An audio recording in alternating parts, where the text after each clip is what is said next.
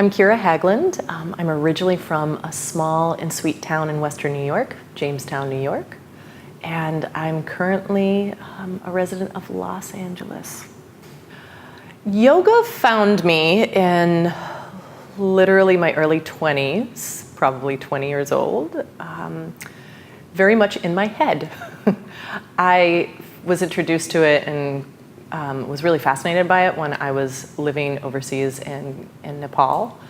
And when I came back to the States and was introduced to some of the breathing techniques, and I found them very interesting and curious, and something was shifting in me, but I kind of didn't have, as much as I had been working with my body all my life, I didn't really have that mind-body-emotion connection yet.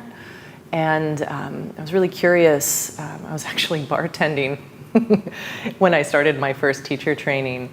And I did my first teacher training, just fascinated, kind of curious about where did this come from, what's the philosophy behind it, and having really had invested a lot in kind of that area of the world's culture. I'd spent a lot of time in Nepal by then.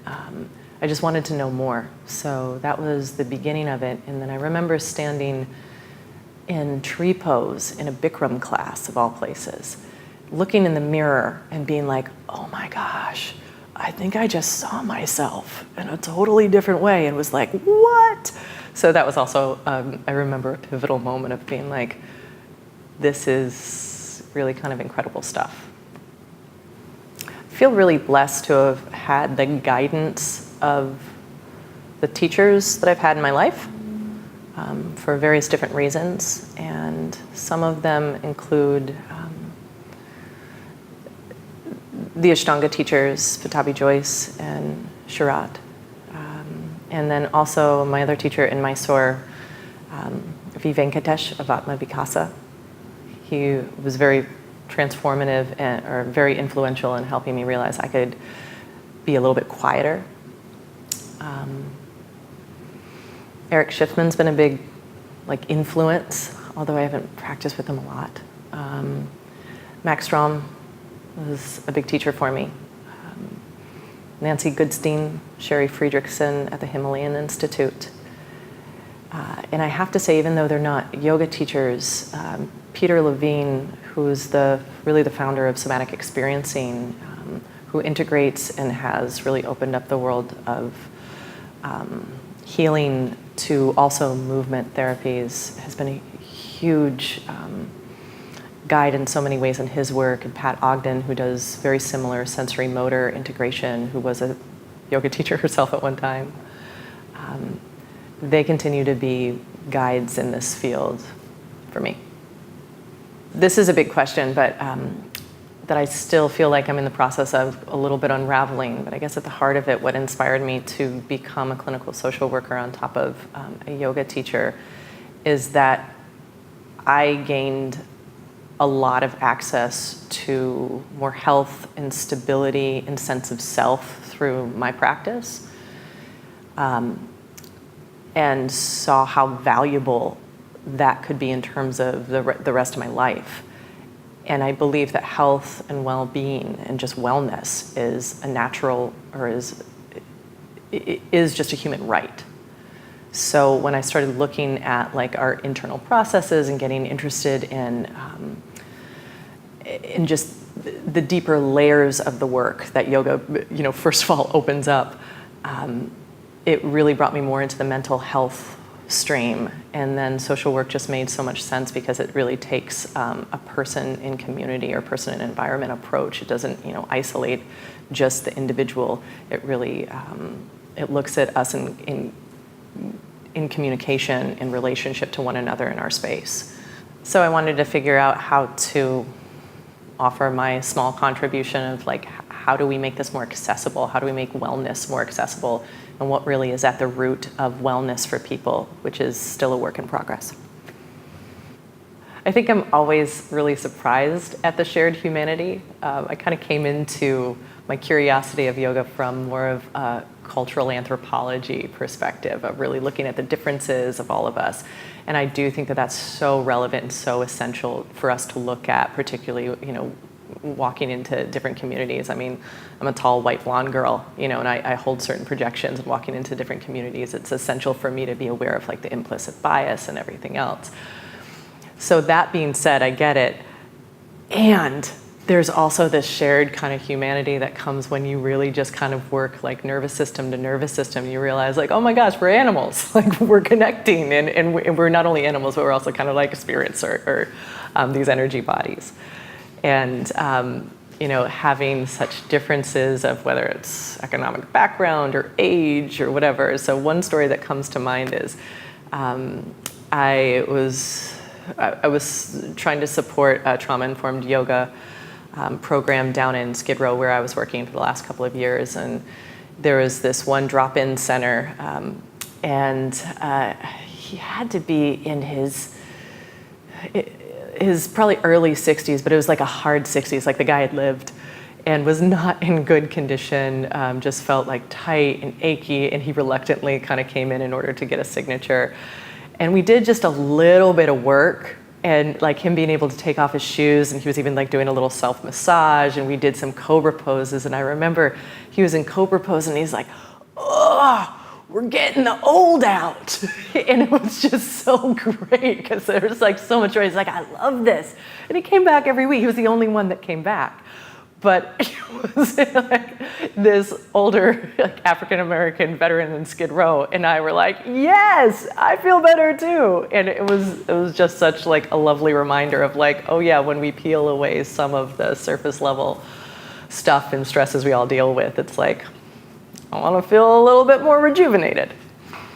So that was a example of kind of like the shared humanity that I dig from doing this work.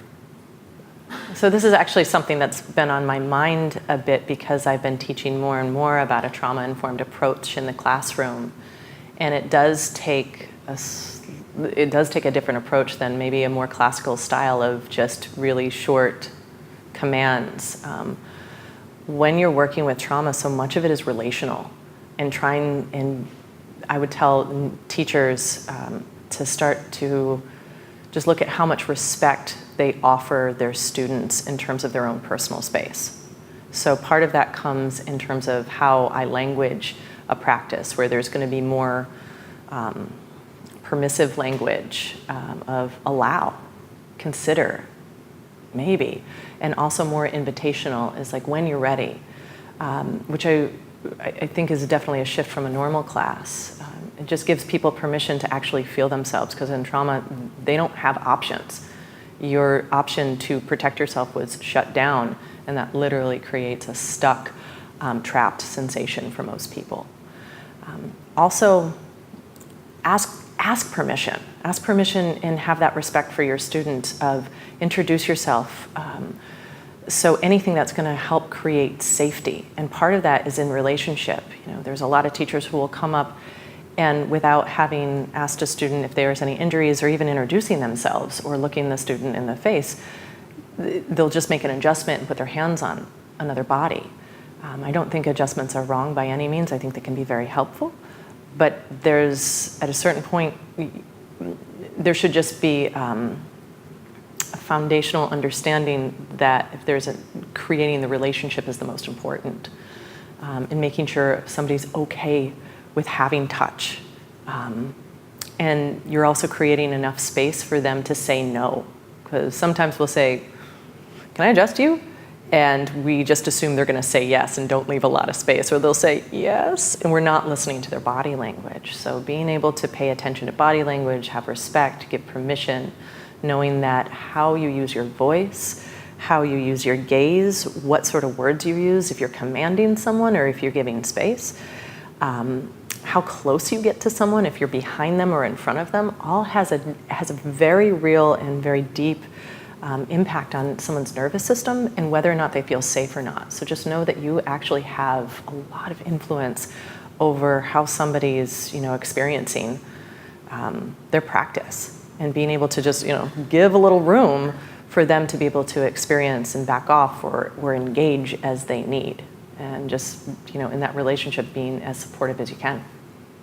So the journey of motherhood, which I'm currently experiencing again, a little early on, has been a really interesting one. Like, I kind of just assumed that I was going to be this, like, kind of blissful yogi mama that has like this water birth and like eats like super wonderful food and goes for like long hikes and does this amazing yoga practice during it. And honestly, I went from being a vegetarian for like 18 years to like craving like a hamburger and laying on the couch and eating donuts and not being able to move because I was so nauseous for 8 months. It was an ego check. Is what it was. And then the birth was entirely different. That ended up in a kind of an emergency cesarean. And so much of it was using the yoga practice to learn to kind of let go and to still have compassion. Like, I feel like it was a good choice for me to have waited so long, because I feel like I finally had maybe the wisdom to use some of the tools and techniques of yoga to realize that you just got to let go. So that was interesting. It's informed the yoga practice and has definitely informed my parenting and the somatic experiencing work, and all of it's informed my parenting in terms of like how essential just attunement is and just being there. I mean, it doesn't take a clinical therapist to tell you. I think it was one of my yoga teachers, it was Sherry Friedrichsen, who was just like, just show up. And being able to do that, I think I try to do it as often as possible. I'm sure I'm messing up in many ways, but at the same time, I also know just like trying to give myself a little break and be like good enough. I also remember something another teacher, Max Strom, would say is that breathe deeply so those around you can breathe deeply. So even if I can't get, my regular yoga practice in, or even like the however many minutes I need a day, it's like I'll take a couple of breaths, especially when there's some meltdowns going on. And I feel like I have a little bit more space to deal, so it's been helpful. I guess I know my practice is working, and the practice is not only the physical practice of postures or the breathing practice, but also just like the awareness and being all the things that like we're offering in this season of like tracking the body and remembering to resource, is that I actually feel more contained. I mean, anxiety, depression, all that stuff comes in because I think those are natural human experiences, but it's not overwhelming as it used to be. I also think my relationships, and this also might just be partly because of age, definitely are stronger and a little bit clearer. There's just less chaos. Like the waters are calmer when it's working. Or I'm able to ride those waves a little better when it's working, whereas the other times, I know it's not when it is not as calm, and I am way more flustered by it.